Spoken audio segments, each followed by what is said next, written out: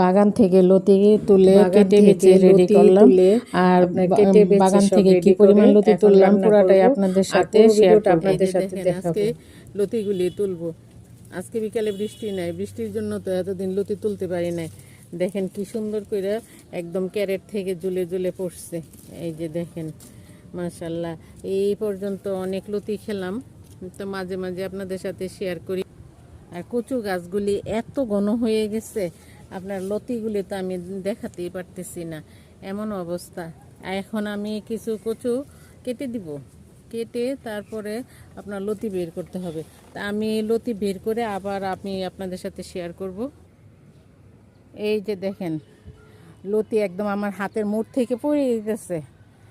আর লম্বা দেখেন মাশাআল্লাহ কি অবস্থা, দেখতে পাচ্ছেন কত বড় বড়, কত লম্বা লম্বা হয়েছে। আরও তো আছে টুকিটাকি। এই যে দেখেন আমার হাত থেকে রাখলাম, কারণ হাতে আর ধরে রাখতে পারতেছিলাম না। এখানে আরও আছে, এগুলি যে ভাঙ্গা টাঙ্গা ভেঙে গেছে আর কি তুলতে গিয়ে। এই যে দেখেন এখানেও আছে বড় বড়।